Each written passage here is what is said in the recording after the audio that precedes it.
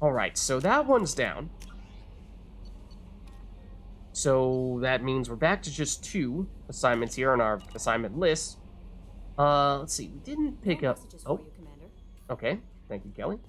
I suppose we can ask Joker not about that specific mission, because I don't think he's going to have anything to say about a relatively minor side quest, but in terms of the squad mates that we took, I know we've asked him about hanging out with Samara. I'm not sure if we've ever asked him about hanging out with Grunt, especially because we've only really done missions with Grunt a couple of times, maybe 3 times.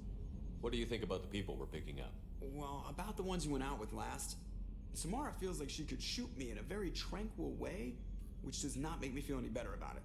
Grunt is not a stabilizing element, Commander.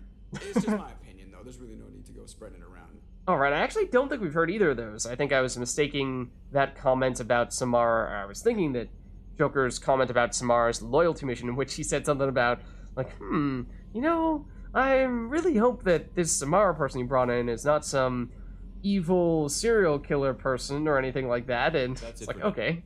See you, Commander. It's like he knows that we nearly brought in Mornth, who would be a serial killer, was a serial killer. Alright, let's see.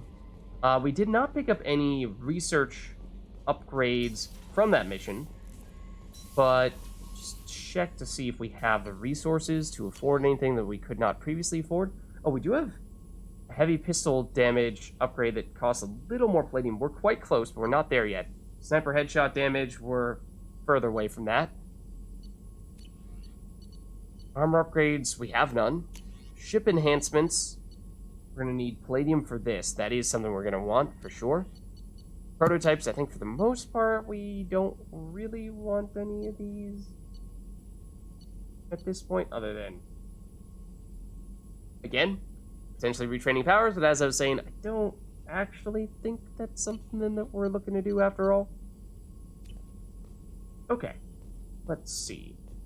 Is there anyone we would like to make a point of speaking to? Not sure there really is. Obviously, Kelly does not have any major updates for us here. It's not as if we have new people to do loyalty missions for. We, at the moment, only have... Oh, no, not that. We only have Jacob and Tally. And everyone who we've done the loyalty missions of, we've already spoken to them after the fact, and we've figured out what it is they want to say. Maybe Thane. Thane might have more to say just because we've not really spent much time with him, given how we acquired him last. He was the last person for us to recruit. So why don't we take a second to just see if he has anything new to say to us, and then, if I remember, we'll head on up to our cabin quarters to take a look at one of the things that we recently acquired. Alright, so here is Thane. Do you need something? I was just curious to see if we could talk any more about you. Have a few minutes to talk? Very well. I had been recording a message for Kolyat. How Oh, are things going with him? It is difficult. All things worth keeping are. I never explained. I suppose the story of my wife's death took you by surprise. I suppose so. You just kind of mentioned it in passing, but didn't really seem to explain it in any greater detail. You did explain you killing someone else that was getting the vibes that perhaps you were even referring to your wife at the time, but you never explicitly said that, so... But yeah, so I mean, we didn't need to push for details then, but if you're willing to share now, then that'd be great. I figured you'd explain to me when you were ready. I appreciate your patience. I kept my work clear of our home life. I assumed that would be enough to protect Erica. That memory I mentioned before. Laser dot terminals on the target's skull. Yep, The smell of spice on a spring wind. Sunset eyes defiant in the scope. that's the one. Is that her? was Erica. Yes. That was how I met her. She saw my targeting laser as she walked by and threw herself in the way. And, okay. What was your reaction to that? I guess she impressed you. She woke me up. Her body trembles, not fear. Indignation. Her mouth moves. How dare you? You and I trained to sacrifice ourselves to save others. How often does a civilian step in the way of a bullet to protect someone they've never met? I thought she was the goddess Hirashu. She met my eyes through the scope, and my purpose faltered. Ooh. Captivating. Well, and then of course it sounds like you became a couple sometime after that. So how did she go from blocking your shot to having your children? I had to meet her. The memory possessed and endowed me. I fell on my knees before her, begged her pardon. She introduced me to the world beyond my work. Eventually, she forgave me. Later, she loved me. Okay. So what happened to her then? Obviously you didn't shoot her after that happened. When you talked to Kolyat, you said she died. I let myself become complacent. I thought Erica and Kolyat were safe. I stayed away too long, and my enemies came for her. Okay. Care to share? Who came for her? Batarians, a slaver ring that was preying on Hanar outer colonies. I'd killed their leaders. They paid the Shadow Broker to find out who I was. But they were afraid of me, so they went after her. Wolf. That's what they always say, right? As soon as your enemies know who... Or that's what they always do, the cliche move, right? Once the enemies know who your loved ones are, they target them rather than you. Try to find your weakness, use it against you. You told Kolyat that you hunted her killers down. Erica woke me up. When she passed, I returned to my battle sleep. My body hunted her killers, murdered them.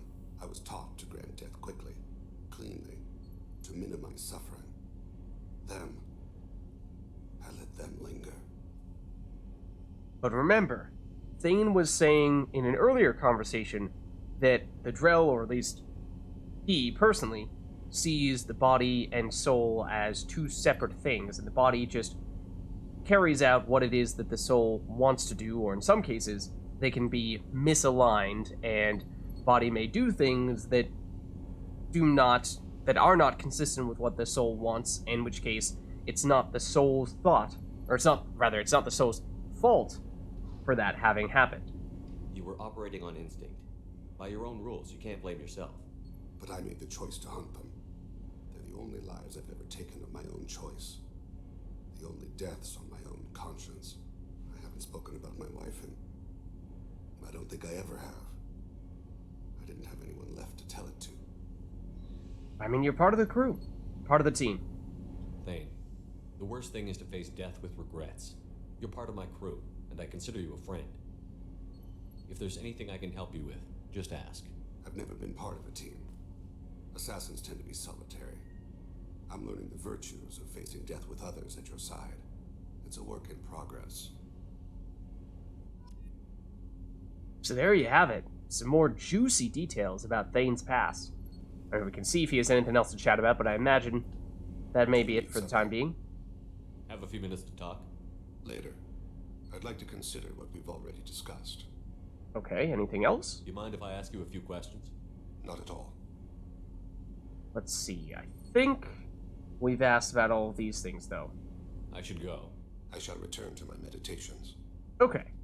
So yeah, definitely some more interesting details there on Thane. As for other people that we just haven't had much time to speak to, I mean, I don't think Kasumi's gonna have anything new to say. Hey, Shepard. Hello. Joker and Edie are like an old married couple. I keep expecting to walk in on them bickering about the temperature in the cockpit. Forget if we've heard that one. We may have. Let's see. Other people we might expect to hear new things from. Maybe Garrus, just because he's the most recent person for us to have finished the loyalty mission of. Maybe even Miranda. I think those two might be at or near the top of the list now. Shepard, need me for something? Have you got a minute? Can it wait for a bit? I'm in the middle of some calibrations. Unless, of course, Garrus is in the middle of some calibrations. Talk to you later, In which Garrus. case, how Be here dare for we me. interrupt him? How dare we interrupt his calibration? But for Miranda, on the other hand, Commander, what can I do for you? You have a minute, Miranda? There's a lot to do, Shepard. Maybe another time. alright. Of Nothing course, from her Commander. either. So, in that case, let's see, is there anyone else? Callie's just going to want to talk about her loyalty mission. Likewise with Jacob. Grunts. Maybe? Maybe. But I think if so, then he might be the only one. Oh, wrong. I always get these two mixed up for some reason. What's this area of the ship? I do not care about this area of the ship. We already know about this area of the ship, Edie. That's all for now. Logging you out, Shepard. Shepard, What are your thoughts about our mission? we'll push our enemies to the edge of space, then step on their fingers one at a time until the void takes them. I think we've heard this before. Okay, yeah, so I think we've heard That's all for everything now. that our squad mates are currently looking to chat with us about, so nothing new to be had here, in which case, let's head on up. As I was alluding to before, there is one thing that I want to make a point of checking out, all the way up in the captain's quarters, which it's not a place that we go all that often. Let's see. We check out our trophies. Oh, we did get a, I forget which ship this is, but there's the Normandy right there, obviously. You may recall that there are ships we can buy from many of the different hub worlds that basically just use to decorate our cabin. So if you want to get more of these, then you can hang them up here. It's just not something that I personally think is very high on my priority list. Again, given especially how it's not possible to purchase everything in the game, and so if that means we purchase additional of these model ships, then we can't get all of our weapon upgrades, then, you know, that's, you know, trade-off that I'd rather not make. But the reason why I came up here now is because we did, of course, purchase a space hamster. Oh, and there he is. Dramatically timed music as well. Okay, well, we need to name our space hamster, of course, because that is just absolutely necessary. So this is Reginald. Reginald will be hanging out here next to the Medals of Honor and the Normandy, and you know, Reginald will actually be reading our emails from our private terminal, just making sure we don't miss anything. Reginald will actually be replacing Kelly next week. We're just, you know, having Reginald complete going through the training and whatnot. Kelly, it was nice having you and everything, but you know, we don't really need you anymore. And I mean, let's be honest, like, Reginald is definitely going to be better than you are, so I think we'll keep Reginald. Alright, so, at this stage, I think what we'll be looking to do is continue our exploration and just looking for other missions that we might complete in other parts of the galaxy that we've not yet explored. And we are 100% complete on the Fortis section. There is this Hastus system over here.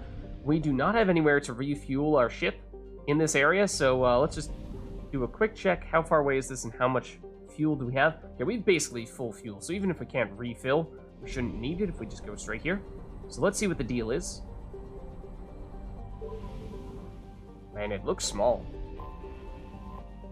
Alright, we have Temeraris. Visible in Invictus's night sky is Temeraris, a planet named for the northern state of the continent, known for being the home of Vernon Roach and Vess, and no, it's a planet named for the Turian spirit, said to have inspired the crew of their first manned moon launch. A boiling hot rock planet, Temeraris is much hotter than its temperate neighbor due to a thick atmosphere rich in carbon dioxide and helium. Its hot surface is largely composed of boron. Surrounded by a thick dust cloud, Temeraris is often struck by small meteors, making exploration dangerous. Those darn Scoia'tael. It is rich in resources, and it would appear as though platinum potentially chief among those. Although, not impressed by any of these spikes thus far. That's not that good, to be honest with you. Not really that good. So, I mean, again, we're not going to actually do that here and now, but it seems like that's perhaps a bit of a generous designation to call that rich. Then we have Invictus, home to dextro amino acid-based life. Whoa! Invictus's temperate zones were settled by a Turian population that initially fell prey to a bewildering number of diseases. Yikes. 2 decades after its first colony was founded, its population had reduced by half due to fatalities and a large colonist exodus. But when the Primarchs considered ceding the planet to robo-mining interests, the Turian statesman Shastina Empress ambitiously declared that she would start her own colony and double its population within 5 years. Something tells me either that didn't happen or something atrociously awful happened to this Shastina person. This effort succeeded. Goes to show how much I know. Largely due to the colony's location in deserts with a minimal number of pest species. The image of Shastina's triumph in the frontier made for good political theater, and the Turian population poured in. Then, things went atrociously awful. The planet's tropical belt still remains largely unexplored, and its aggressive organic life still wreaks havoc on Turian biology. A house in an Invictus jungle is a modern Turian phrase for an idea that seemed like a good idea, but only to the one who came up with it. Okay, that seems like that's a useful phrase in that case. Invictus's atmosphere is primarily nitrogen and oxygen, sounds good, and its surface crust varies but has high concentrations of ammonia and silver. Because it can support life easily, criminals from throughout the Terminus systems hide out on Invictus. Its official population is estimated to be half the number of sapients that are actually on the planet. So, whoa, that's a big number. Yeah, 320 million. That's a ton. An estimated 640 millions with illegal pirates. Yeah, I mean, I was expecting for it to be still a relatively small number, but with, presumably, that area that, this Shastina person started up being the primary settled area, and sounded like it was, although doubling the population, still a relatively small thing. And yet, I mean, they said that the Turians came pouring in afterward, and they meant it. Love that the capital is named Chastinacio. It's totally not because that's based on the name of the founder. But anyways, let's see. There's a fairly reasonable chunk of Element Zero there, and Element Zero is, of course, usually quite hard to come by, but that's solid. But, we don't really need Element Zero right now. And any planet, generally speaking, whenever you see a planet like this that has a distinct section that is a different color, such as this middle area here, then always look here first. So that is usually going to be the place of interest in terms of resources. You see elsewhere, and we've got little bumps. That's something, but nothing huge there. It's just okay. So another one that, you know, we probably aren't actually going to do anything on, but interesting story, for sure. And that's 100% explored now. So that means we are 100% done in the Minos Wasteland. So let's head back. Okay. And as for where we'd like to go next, that's a good question. So, let's see. So we just completed, as we were saying, the Minos Wasteland. As you see here, it is now completely done. But what I'm thinking is, what if now, oh yeah, that's just taking us back here. But what if now we shift gears a bit? We did an assignment, but what if we go now to a mission and do Jacob's loyalty mission? What if we do that? If we are to go that route, then I think it is probably worth taking a moment here to speak with Jacob, to remind ourselves what that one's all about, because it is the first loyalty mission that will become available to you.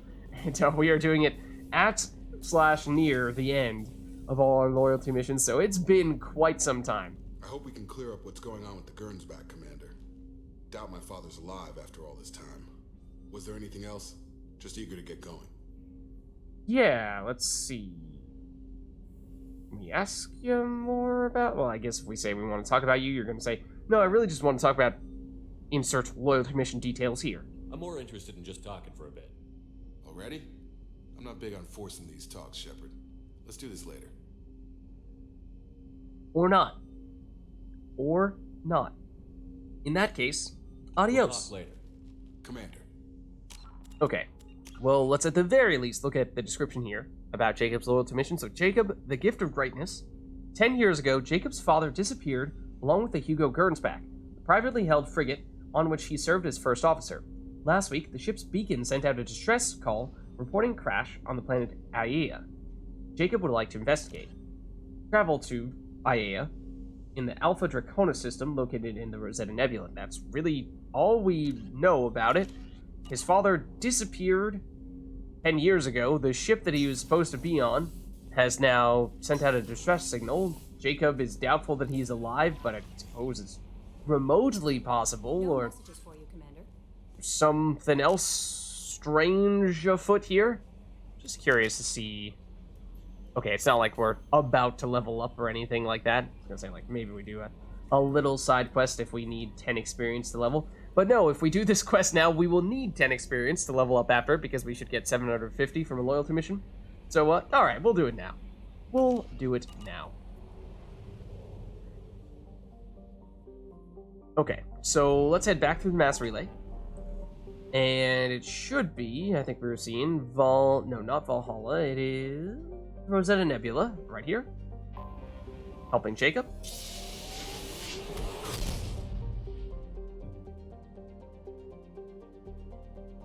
Okay, so, it's actually not in this first area, interestingly enough.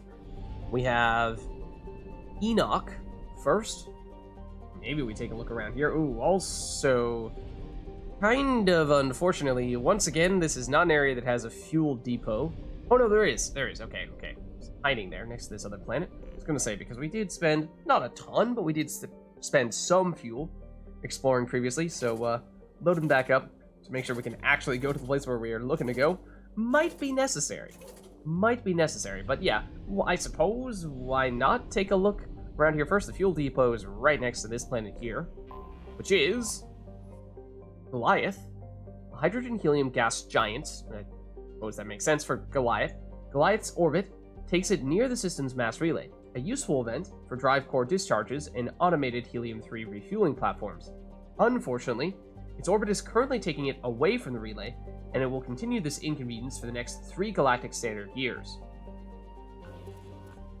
Okay, but it's just moderate in terms of resources, no anomalies here, so nothing particularly interesting in that sense.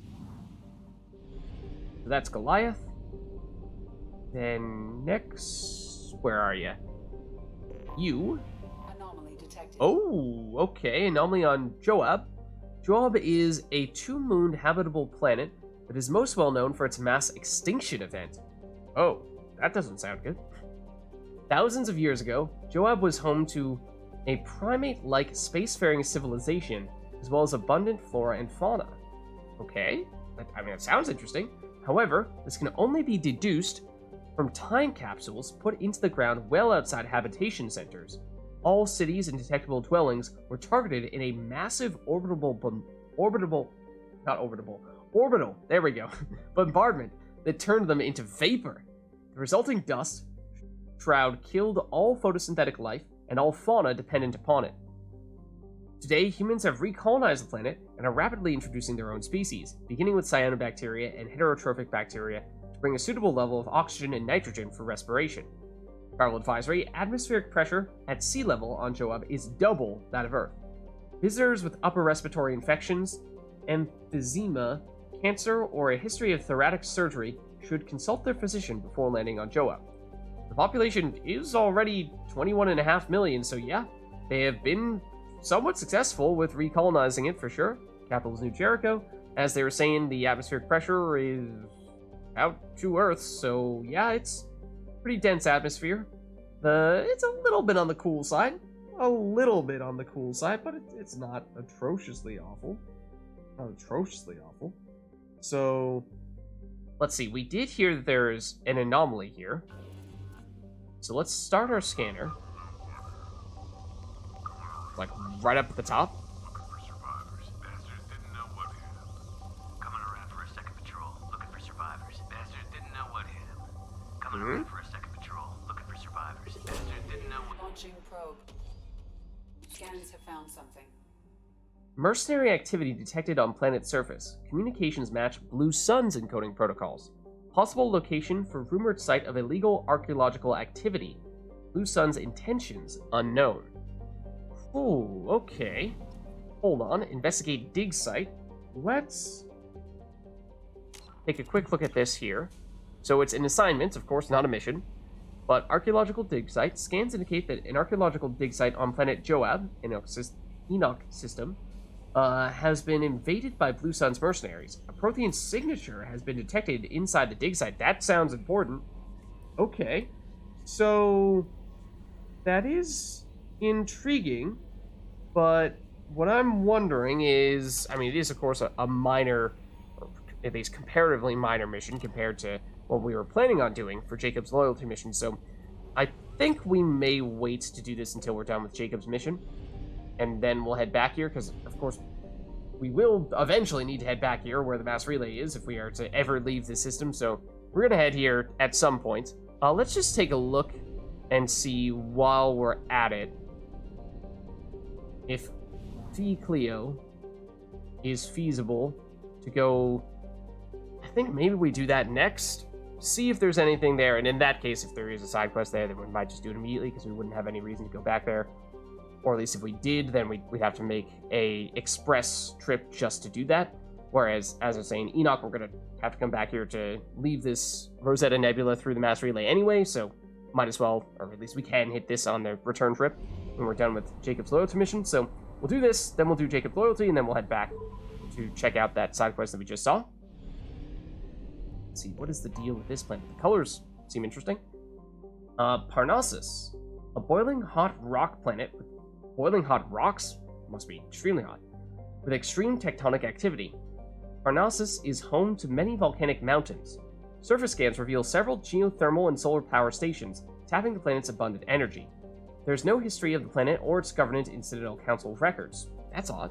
Given its proximity to a mapped and recorded planet like Selene, someone must have deleted Parnassus from the database. That seems awfully suspicious. It is a rich planet, and rich in iridium to a certain extent. It does seem as if perhaps iridium is going to be the primary resource here. Again, not strictly necessary for us to get any of that stuff now. A little bit of platinum too. So I think we'll leave it, and some palladium as well. That's the one that I think we actually have the most palladium upgrades remaining at this stage. But of course, obviously, we'll have a few additional main quests, side quests, and as long as we're diligent with our looting, we should be able to pick up some resources there, so we may not need to do any more scanning, even as we get a little bit later on in our playthrough. Oh, wait, hold on. What? I just completely... Alright, now I'm mad at myself, because we only explored one of the two planets there, completely just ignored the other one.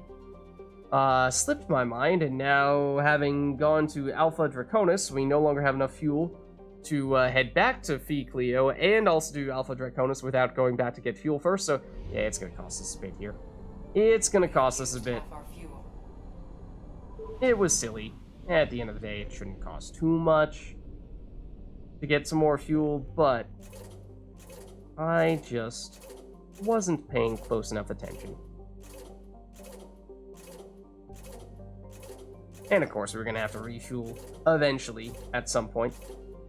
Just the little bit of extra fuel we had to spend by making a return trip a little before we expected to do so. Well, Enoch is also not fully explored. I mean, I guess that one we can fully explore when we get back, because of course we will head back there once again when we're looking to leave. But maybe we got distracted when we saw the side quest, right? All right, well, here is Selene that we heard about previously. It is the planet that is apparently known and charted amongst the Citadel races.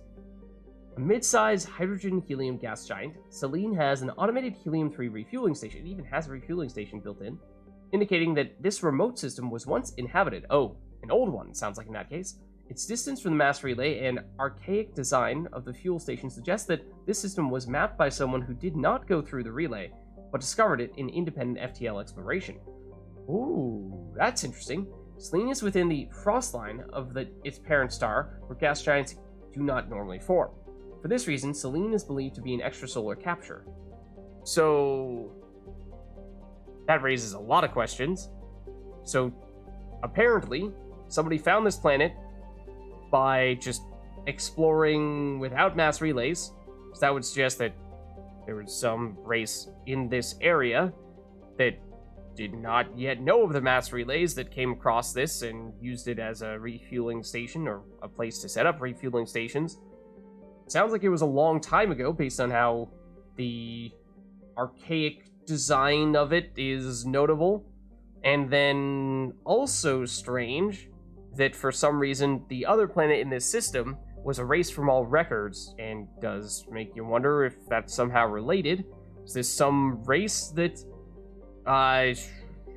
we don't know about? They discovered this planet and then wanted to lie low, didn't want people to know that they existed at all, and just hid. And so they erased that other planet from the logs on the Citadel, and I don't know how they did that. But, do they still exist? Was this just all years and years ago and they've all long since died? Who knows? It is a poor planet in terms of resources, though, so definitely nothing of interest here, especially because there's no anomaly. So it does mean that there was no reason why we absolutely had to come back here, other than just making sure that we were thorough with our exploration and getting that 100%. But anyways, this is the primary place where we're looking to go. As I said, we'll explore the Enoch system in its entirety when we head back, and we'll do the other side quests when we do so. But this is where we're looking to do Jacob's loyalty mission. 2175 AR2, still formerly unnamed. This planet is a hydrogen-helium gas giant with 21 moon-sized objects. If I remember correctly, this system we are currently in is very, very remote. It's basically on the farthest edges of the galaxy, pretty much as deep in the terminal systems as you can possibly get. And so it would make some sense that some of the planets here are not as well known, not as well discovered, and even if they are discovered, they may not yet be named. So just generally more mysteries in this area. And poor resources, no anomaly, means we'll pass here for sure. And looks like just 2 planets here. That one we just went to, and 2175 AE. I assume that is the year in which they were discovered. And Mass Effect 1, I think, is 2183, which means Mass Effect 2 is 2185. This was just 10 years ago, or somewhere around there. So yeah, quite recent. An anomaly detected here, of course. Named after an Asari scientist, this remote planet appears to have been on the list of forbidden mass relays that led to uncharted space. Wait, what? How is this planet on the list of forbidden mass relays? Little data available comes from one far-off probe flyby that reports 2 planets orbiting a white dwarf star. I assume that's this and the other planet that had yet to be named. Your own scans yield far more interesting results. The planet is within the habitable zone on the star. It has oceans of liquid water and a thin nitrogen-oxygen atmosphere consistent with carbon-based plant life. It is possible that this is an as-yet unexplored garden world. That's huge. So as we were just saying, an area that perhaps people just hadn't explored at all yet because it's so remote and it's in a dangerous area of the galaxy. Does make you wonder, it apparently was named after a scientist, but how did it get that name? If it has yet to be explored, I suppose you can still discover planets through other means, using telescopes and other technology like that, without actually physically approaching the planet and visiting it in person, as we are probably about to do. But yeah, discovering a planet that nobody has ever really been to that is potentially capable of supporting life, that's a big deal. Or may already have life. Even bigger deal. Are we gonna discover some new species no one's ever seen before that might get unleashed on the rest of the galaxy and cause intergalactic, or maybe not intergalactic, but intragalactic war? Maybe. Maybe. I mean, it's, what, 16 degrees Celsius? It's not bad. Gravity, similar to Earth. atmospheric pressure is a little less. It is a rich planet. Registration BW4610034087. Impact and unscheduled suborbital deceleration recorded. General distress. MSV. Unexpected deceleration reported. Also, decent source of ESO, coincidentally, on that spot there, so that's not bad. Scans have found something. Okay, well, that's just the description of Codex description of this place, not the actual description of the mission. Well, I mean, I suppose we already know about the mission. We learned about an archaeological dig site. This was, in the Enoch system. Did we not read about it further? Or just investigate the dig site? We definitely read about this part here. But that's the one that we were saying we'll go back to once we finish Jacob's loyalty mission. So, yeah, I don't think we got any additional information on the actual mission description because, of course, we already know about it. The only thing we got here, well, I mean, we already knew what planet it was going to be on. So, in that case, let's make it happen.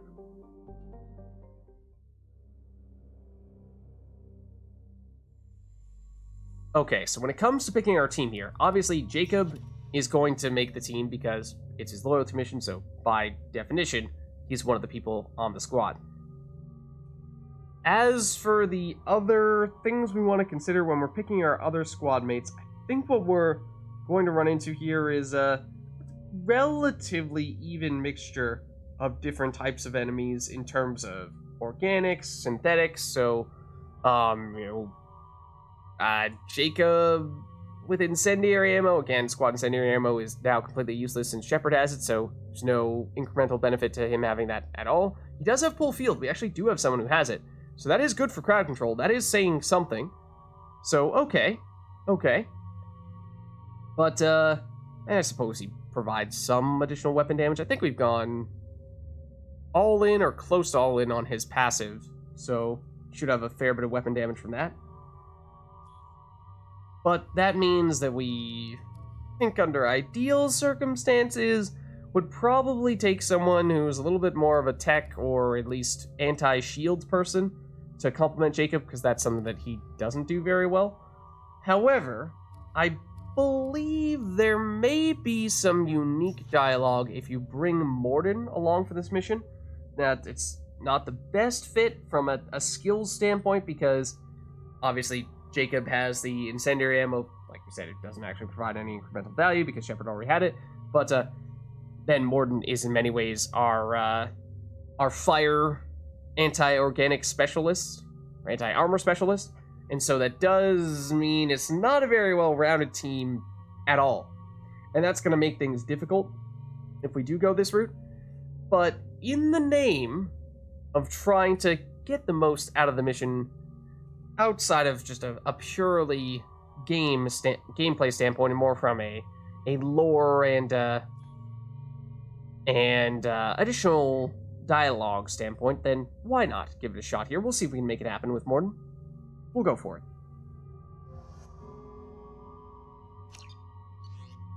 Okay, so in terms of what we want to have here for our setup, so Morden, I think we'll do. Actually, I was wondering, Phalanx. So I think the key difference between the Phalanx and the Carnifex, so the Phalanx is basically, we picked it up a while ago, but we've never really gotten a chance to try it out. It is basically like a slower, harder hitting Carnifex. So in some cases that might be preferable, in some cases it may not. It's also potentially more accurate than the Carnifex, for whatever that's worth. That's not a huge factor with our squad mates, I don't think, but it might be worth at least testing it out a little bit here. Let's go for it. And I think we were experimenting a bit with the scimitar on some squad mates. We were wondering, since squad mates probably aren't going to be charging up the Geth plasma shotgun, is it still an effective choice? I think it's still just such a good weapon. Might as well keep that on. I think that's probably still better than the scimitar. We will definitely use it, because we are definitely going to charge it up. Matic, that makes sense. Locust, Carnifex. I mean, we could try Phalanx as well. Let's give it a shot all around. In terms of our heavy weapon of choice here, I mean, the Avalanche is generally our safest bet. great for crowd control. That is something that back when we were doing the mission in the mine with the bazillion of the husks, could have been quite useful. We came close to needing it on a few occasions, so that could have been a way to bail ourselves out, but let's see. We'll use that here as well, I think.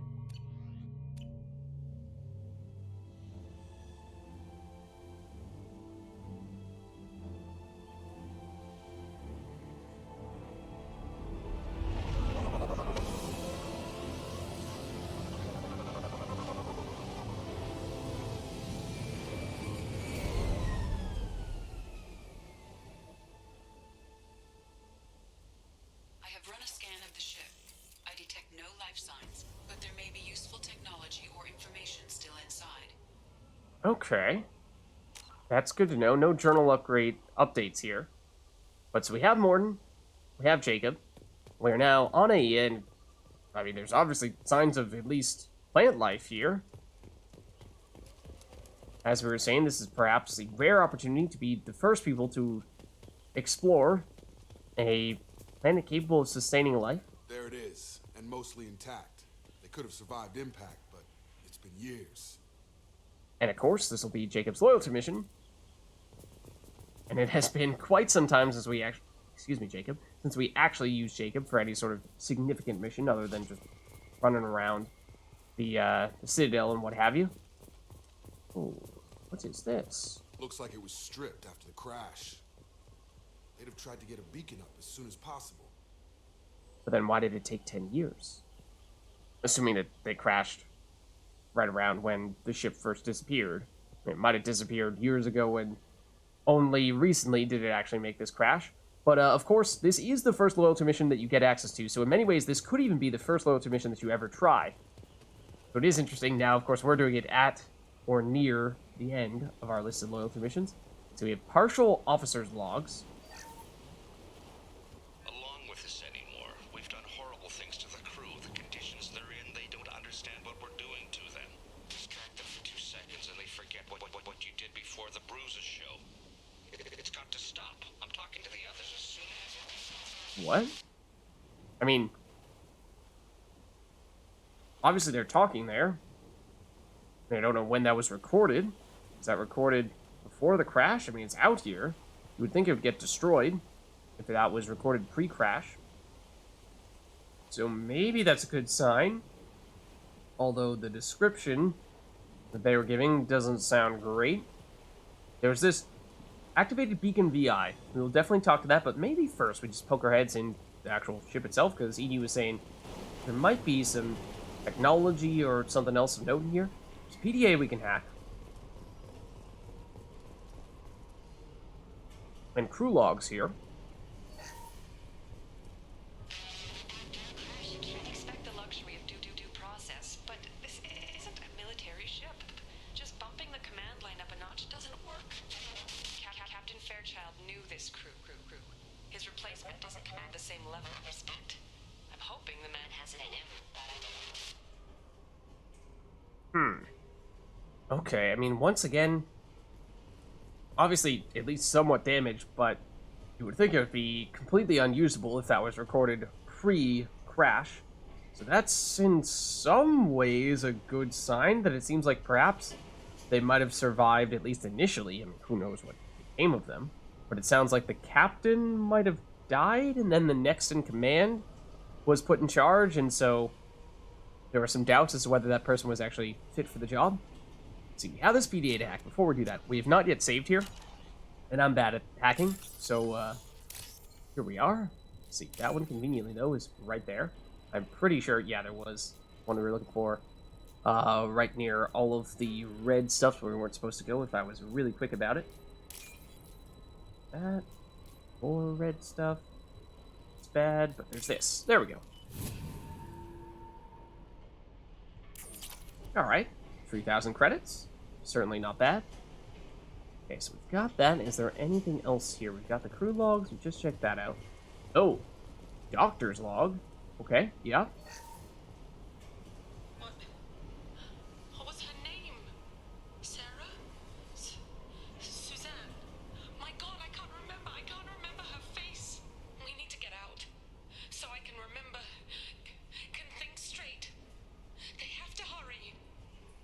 Huh? Okay. Not remembering things that they think they should remember? I don't know if that's just because it was a traumatic experience or some other reason.